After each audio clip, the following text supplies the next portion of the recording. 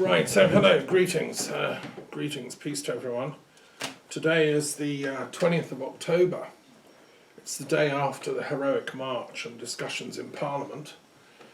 I'm going to be talking as director of this Centre for Bremain Studies as to why I think that these events are, very important. We're living through important events in history, and I think I'm very delighted the vote bought some more time yesterday for the Bremain option, which I still think is by far and away the best.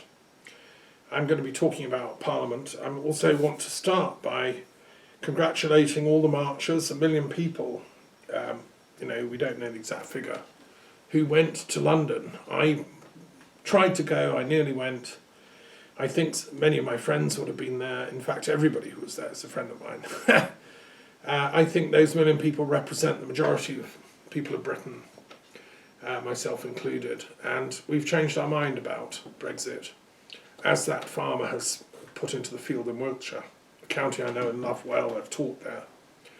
Ordinary decent people throughout the country are now waking up and realising Brexit is a catastrophe and that we have to stop it. The only people that are supporting it are the extremely rich, super rich Dominique Rees-Mogg types who stand to personally benefit and gain from it. And Boris Johnson is their, crony leader at the moment, as Theresa May was previously. I think it's a scandal. I think it's disgraceful. And thank God that, 1 million people took to the streets to point this out. I want to make some observations on the march. I mean, there was some, I wish I could see the proper, footage. And I watched some of these things people put on Facebook of, my story, little video clips. I was struck by Peter Cook, the indefatigable Remain campaigner. Bless him, well done Peter. What he posted, it was interesting because he's finding pockets of Brexit people that are trying to disrupt the march and chanting Brexit slogans. Disturbing, And then there was, I think, an absolutely classic exchange he has, which he's filmed, with a Brexit family who are all dressed up in suits made of Union Jacks. Such an archetypal kind of British eccentric type of thing to do. I weep for my country when, you see, what I cannot accept is that Brexit is in any way, shape or form an act of patriotism. This is the first lie that needs deconstructing. I would say I'm a total patriot. I love my country. I love the country that gave me citizenship through my parents. Both my parents are British. I was born in Canada, so I'm a Canadian and British citizen. I've lived and taught and worked in Britain for many years. I don't think you can get more patriotic than me, but my stand against Brexit is that it's the most unpatriotic act that's ever been done in living history. It's like people in World War II who were on the side of Hitler's sort of, 39 steps type stuff, signalling to the enemy to come and invade. I mean, Brexit is an act of unpatriotic betrayal and treason because it's okay. Why? So I just lament for that family all dressed up, thinking they're being patriotic because they're opposing the Bremain million. They're so deluded and demented, and the reason is that they've been brainwashed by the mass media, who I hold responsible. And you have to look at who owns the mass media and why they've been pumping out this anti-European Union vitriol. The Daily Telegraph, Sunday Telegraph, Daily Express, the Daily Mail. These are the worst offenders. There are others, and there are countless websites. They've always been, let's say, retrograde, those particular papers. But it's a serious problem. I think there should be a duty of veracity on the media. They shouldn't be allowed to print lies. And it should be, they should be called out. So why is it unpatriotic to support Brexit? Because this is the lie that all the Tory MPs were spouting yesterday in Parliament. They all have brainwashed themselves. The Tory party has become a deluded Brexit club that has literally brainwashed itself into thinking that Brexit is patriotism. Um, I think yesterday a lot of eyes were opened. Let me first address the Northern Ireland issue, because I'm chair of the Truth and Reconciliation Commission for Britain and Ireland. I'm deeply involved and interested in healing, reconciling all the people that fought in the terrible time of troubles in Ireland. I'm a Protestant Catholic, so I see it from both sides. And I've chaired meetings in Belfast and Dublin about the time of troubles. And I thought we'd moved beyond this forever. I was cheering when the Good Friday Agreement happened. I salute Tony Blair and Mo Molan for doing it.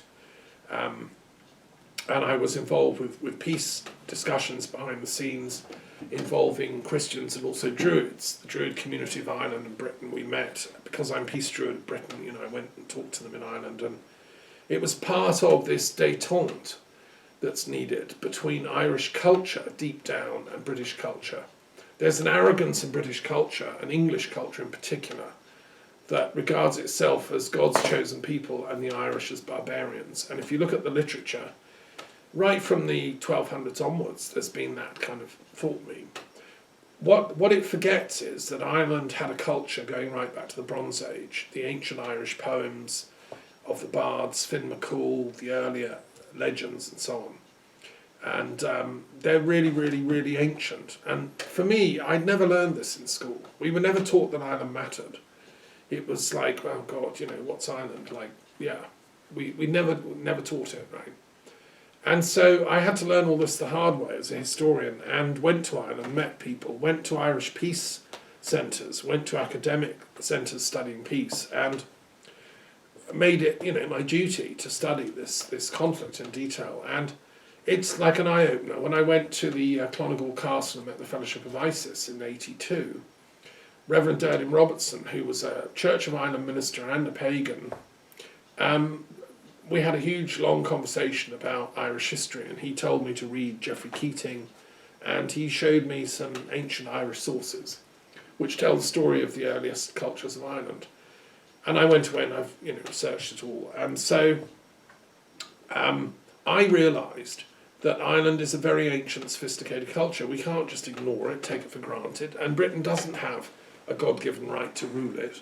This was a fantasy cooked up in the mind of Henry II, who authorised the invasion of Ireland, just after he'd killed Thomas à Becket. I mean, he was an unethical king who'd gone off the rails. And any king that thinks it's acceptable to invade another country, he sent his henchmen in. And it's been chaos ever since. If England does have any claims to intelligent, cultural, wisdom, then let us share that with our Irish compatriots without having to invade them. And let us learn also from Ireland about their wisdom and their ancientness and their... the Irish are amazing people. I've had many, many friends and still do who are Irish. And when it comes to poets, writers, intellectuals, philosophers, they're on a peer with any other culture in the world.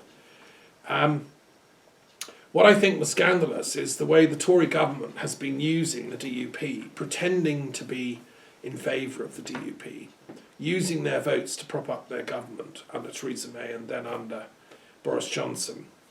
And all the while preparing to stab them in the back, because when the chips are down, the European Union made absolutely plain, the only way you'll get any kind of New Deal from us is if you have a hard border in the middle of the Irish Sea. Then you can have free trading back and forth over the Irish north-south divide. I mean, there's logically no other way to do it. So for all the huff and puff, they're saying, no, there's no hard border. There is. And the DUP rightly feel they've been sold out. Well, of course they have. They've been utterly shafted, because essentially, you see, there's no way out of this Brexit puzzle. If Brexit happens, I've been warning this since day two after the referendum, if Brexit is allowed to go ahead on the basis of that fake, falsified referendum in 2016, where my vote was returned to me unopened, and thousands of people were disenfranchised, didn't vote, we didn't know what we were voting for, etc. If it's allowed to go ahead, and this is the basis on which these Tories claim their authority in Parliament to push it through, well, two logical things happen within the next little time span, possibly three, but definitely two. Northern Ireland leaves the UK, there's no way out of that, because the constitutional arrangements of the Good Friday Agreement, and so on and so on, mean there will be a vote, there will be a referendum, and in my prediction, the majority of people will vote to join the Republic and stay in the EU. It's their God-given right by the Good Friday Agreement and by logic, morality and law that be put to the Northern Irish people. They should have demanded that, actually, already. I mean, Sinn Féin are constantly demanding it. I think now the DUP should have realised that's what's happening. Why they've been supporting this Brexit is beyond me. I mean, I don't know where their intellectuals are. Where are their people who've got brains? You know, I mean, the Northern Irish people I have enormous respect for, both Catholic, Protestant, Druid, pagan, new immigrants, every kind of Northern Ireland person. They're normally very clever. C.S. Lewis was from Northern Ireland. You know, I've got a great deal of respect for the Ulster Protestant culture. They produced Wolfe Tone. A lot of the Irish, intellectuals were from Northern Ireland. And look, come on, Cuchulainn was from Northern Ireland. You know, this is a great place, right? I've been there, I've been to all exploring it, and I love it.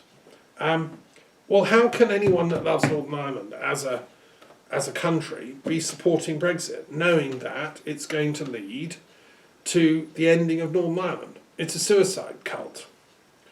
So I think suddenly the pennies drop. The DUP have realised you cannot trust the Tories. You literally cannot. They will lie again and again and again and again to advance their interests. And so that's the first penny that dropped, and that's why, thank Christ, thank God, the DUP finally are joining the resistance. They ought to become a Bremain party and demand a second referendum. They ought to be a party that, they have a choice. If they continue, I mean, if Brexit wins in the next week or so,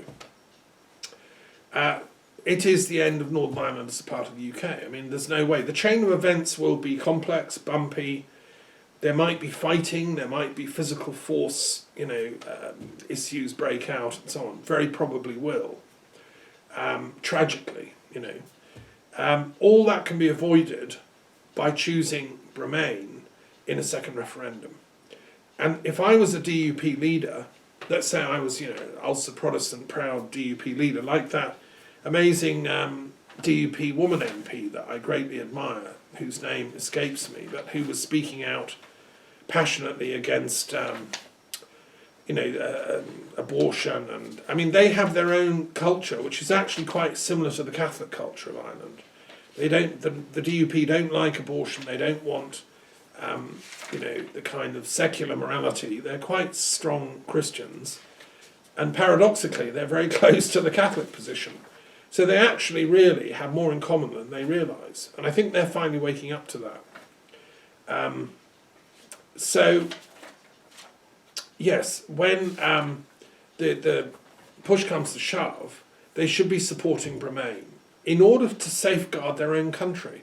Because if Northern Ireland continues as part of the UK, if the UK has a total rethink, a referendum, this time we vote for Bremain, as I pray and hope, the UK can stay as it is, Northern Ireland can stay as part of it, and we can stay in Europe. There would be free movement across the border into Ulster and Republic, and also across the Irish Sea. And so, that's in the interests of the DUP or any guardian of Northern Ireland.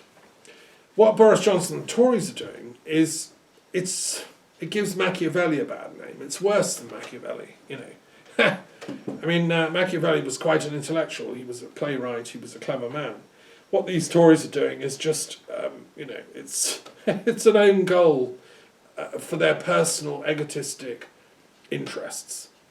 And I'm seeing hubris written all over it, with a capital H, which means political arrogance, and it's the origin of conflict. So that's thank you, DUP. Come over to the light. Come over to the Bremain side. We need you. We need your brilliance. We need your acumen. And you should unite with your Catholic colleagues in Northern Ireland and with one voice insist on a second referendum. Stop pussyfooting around and backing these Tories. They have shafted you unbelievably. Sorry to use strong language, but it's worse than that. They're trying to exercise your right to truth. They're trying to exercise your history, which is a noble, proud people that have struggled for your place in the UK. Why would you surrender that? And why would you allow the UK to be broken up over a bunch of lying, corrupt, self-serving politicians, with no morality? Right, now I want to talk about Scotland. The other reason why I've been 100% against Brexit from day one is because I was living in Scotland when all this happened, and I love Scotland. It was a hard lesson for me as a largely culturally English kind of person, brought up in Brighton, studying at the University of London, Cotswolds. England was my kind of patch, right? I moved gradually into the Celtic world. I lived 10 years in Wales, and I was recovering and rediscovering my Celticness, being part Irish, and ended up in Scotland through all kinds of interesting quirks, writing a book on Druidry and teaching about Druid studies. And living in Scotland was an absolute eye-opener when I realised the depth and integrity and history of their culture and their land. And to cut a long story short, I threw myself into the study of Scottish history. I discovered the wrongs English have done to Scotland over the centuries. I discovered their proud, resistance to it, and they're a stubborn, miraculous, and incredible people, the Scots, who will not accept the mistreatment by the English over this essentially hijacking of the UK that this extremist English faction of Tory Brexiteers have been doing. And I think Ian Blackford's speech in Parliament yesterday was brilliant. He's a statesman of great stature. So is Nicola Sturgeon's speech recently, where she states, with absolute clarity, that this whole Brexit thing has made the Scots realise they have to get independence from Westminster if they want to choose their own destiny and not have this threat of Brexit and all the other nonsense the Tories have been doing, austerity, lies, whatever.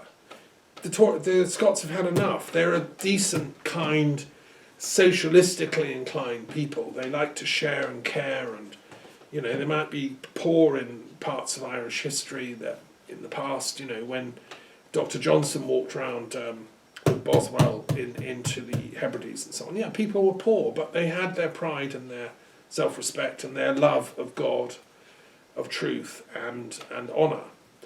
And that's more important at the end of the day than any amount of sybaritic luxury. Nero had a great feather bed, but he was an evil monster. St. Peter and Paul were relatively poor, but they had integrity and truth. The Scots are on the side of Peter and Paul and Mary and John and all the other saints. So my hat's off to the Scots. They are not fooling about here. And I've said before, I'll say it again, the Scots are going to leave the UK next year, whatever happens about Brexit. They will organise their second referendum. It will be legal. They have brilliant lawyers. They have constitutional means of making that happen. They will have a second referendum and they will get independence. That is, watch my lips here. That's going to happen in 2020. Nicola Sturgeon said it is. I believe her. I also think that the UK establishment, with their help from the CIA and American intelligence and everyone else, is going to throw every single thing they can at the SNP to make them lose that referendum, but they won't succeed. Stuff will come out about. They'll go personally for people like Nicola Sturgeon and Ian Blackford. They'll smear them in the press as they did with Alex Salmond. I've watched this happen over the years, as has Craig Murray. And stuff will come out. But, if the Scots don't blink, if they hold true to their inner morality sense, which I believe they will. Oh, and the other thing, of course, is they'll try and buy them off. They'll blackmail some of the key figures and say, look, you don't want full independence, go for, partial. Here's a few billion quid, we'll give you for motorways. I think if the Scots hold firm, they will get their independence. Right. And I think that, this to me should be shockwaves throughout Whitehall. This should be shockwaves throughout every decent English person. in the whole, not just the country, but the whole world, the scattered diaspora. Because the English lies, dishonesty and untruthfulness is now breaking up the union. Why? Because because of a series of lies told upon lies told upon lies, How do we heal that? How do we heal that? That's what I'm struggling with as a philosopher, ethically. I might try and come to that in a minute. We also have the problem, well, let me say immediately, I think the only way to heal the effects of lies is with truth. If let's say, I'm in my medical doctor mode, and I get a patient in front of me who's dying of poison, and I test and I do toxicology and I see, yes, he's been poisoned. The first thing I do is I stop the poison being administered. If it's some crazy nurse who's been giving him poison, or his demented wife, or or whatever, or he's been self-poisoning because he didn't know yew berries were poisonous or whatever. Stop the poison, let it detox out of the system, give him rest and sleep, and give him some healthful things, and gradually he might recover. It's the same with the UK. We've been fed this poison of lies. Not just the Tory party. I would say that there's other complicity involved. Some Labour people, have trotted this same thing out, that referendum in 2016 is sacrosanct and must be obeyed. That's the first and primal lie, because it was an advisory referendum. It was a consultative thing. It never had that force. It's been misinterpreted and lied about ever since. So stop the lies. I've said we should legislate so that all politicians have to tell the truth from now on. I'm sick of listening to their lies. And this huge mega lie is the worst they've ever got away with in my lifetime. And then from that have fallen all kinds of other little lies. But that is the fundamental core lie. So they have to tell the truth. That would be my first duty of legislation, if they asked me to become special advisor to the next Prime Minister.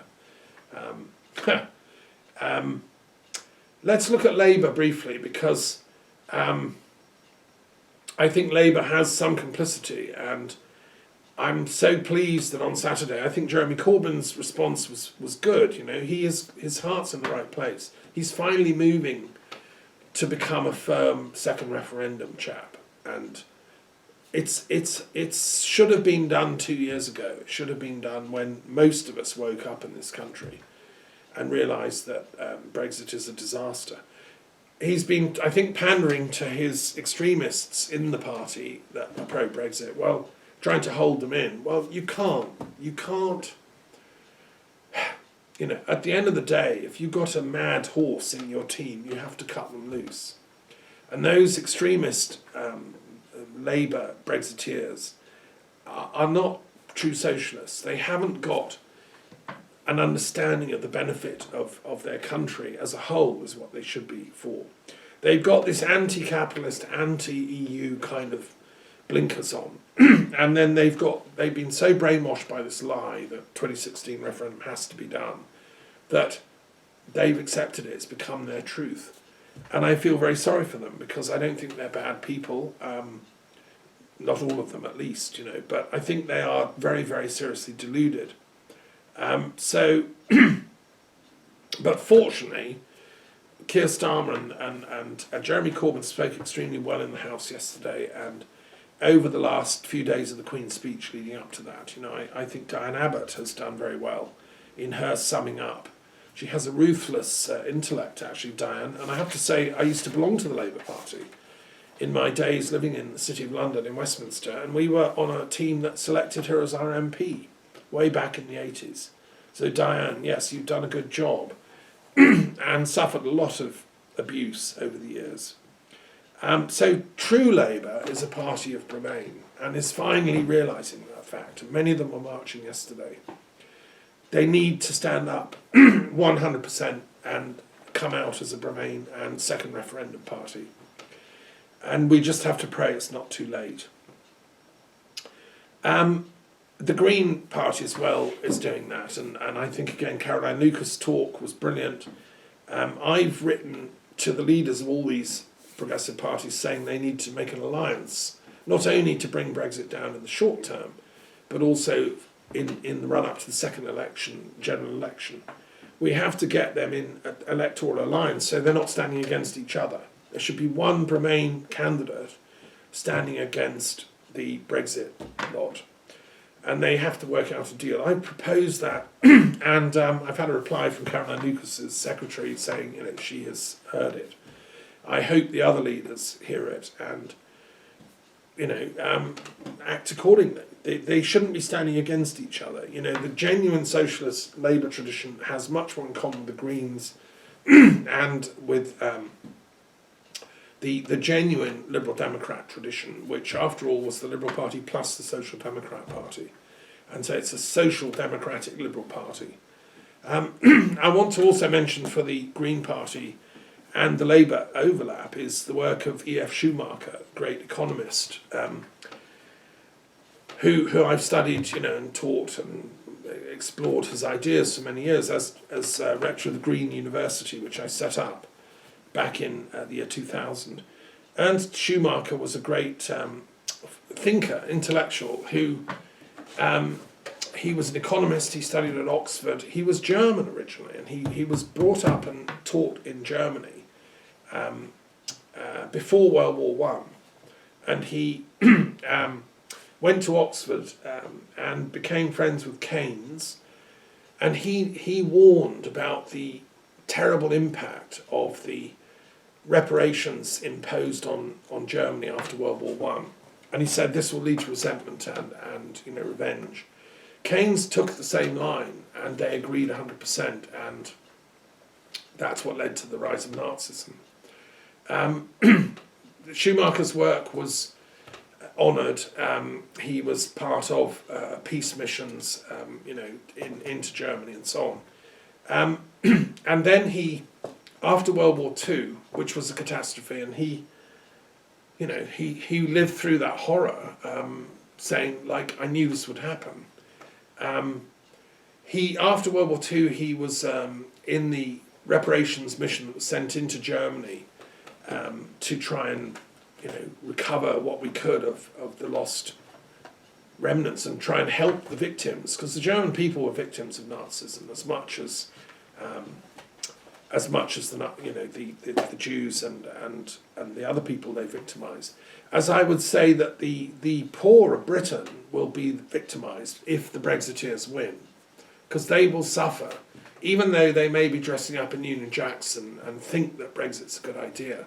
When many people voted for Hitler thinking it was bringing back German pride and blah blah blah, and it gave them someone to hate: the Jews, the Slavs, the communists.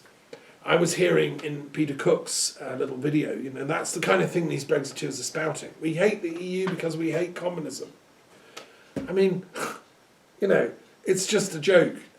Or we hate the EU because we hate fascism.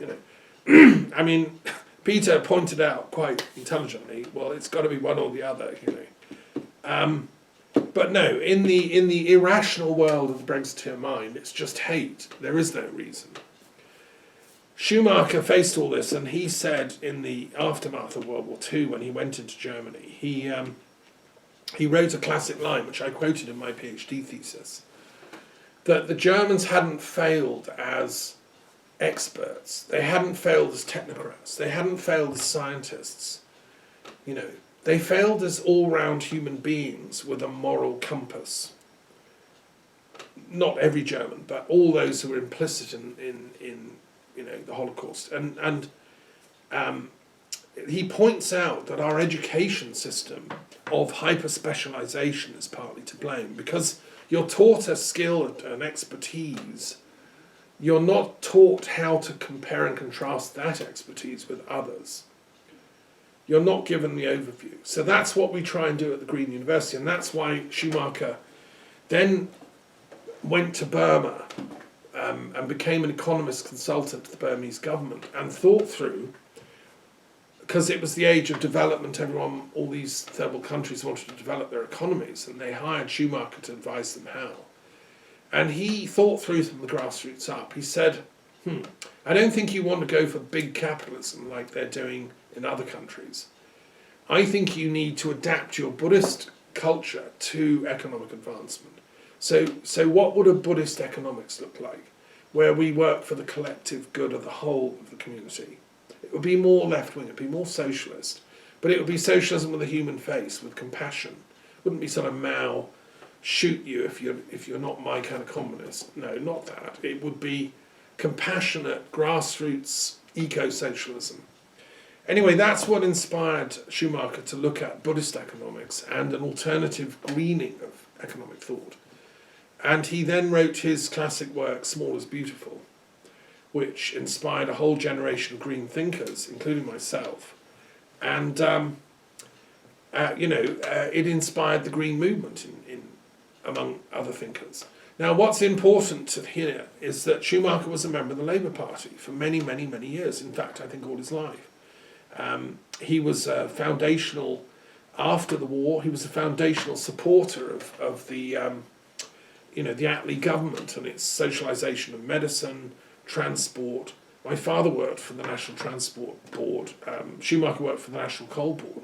These people believed in authentic socialism as an expression of a higher ethic than competitive capitalism, which is premised on individual profits and ego and me. That's what the Tories are baying for Brexit, because they want to go back pre-1945. They want to go back to cutthroat capitalism, individualism. And although they spout concern for the social services, it's absolute hot air, because Brexit will destroy the NHS and destroy the infrastructure that makes possible our social shared out resources. And that's why they've been picking away at the benefits that were thought through, at that 1945 government. Pensions and the meanness and rudeness with which they're treating the women who are deserving their pensions, and the unbelievable cruelty that they've treated benefit claimants who happen to be unemployed or sick or whatever. This Tory government are unethical, to put it, British understatement. So Schumacher was a socialist and a Green. And the point I'm making here is the Greens and the Labour movement should be working together. I used to belong to a thing called SERA, the Socialist Environmental Resources Association, with my colleague Raymond Williams, who was a great Cambridge academic who wrote Key Words. He was a Green socialist. That's the natural alliance that needs to come together with the Liberal Democrats, who are as green as you can get. Ed Davey, who is a good man, and all the other Liberal Democrat thinkers are deep Greens, actually, and Joe Swinson as well.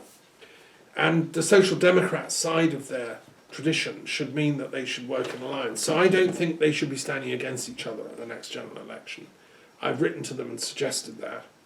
And Plaid Cymru, who continue to impress me with their nobility of character in Parliament and generally, also should be, and are, a strong Bremain party. As well as the SNP, as I've said, hats off to them. So these people speak for the authentic British soul, in my opinion. This is the true, culture that I come from and resonate with. My family, my children, and my friends.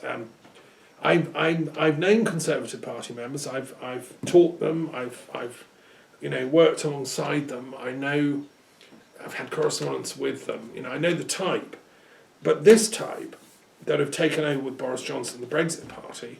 As Anna Soubry said, they are not the Conservative Party. They are the Brexit Party.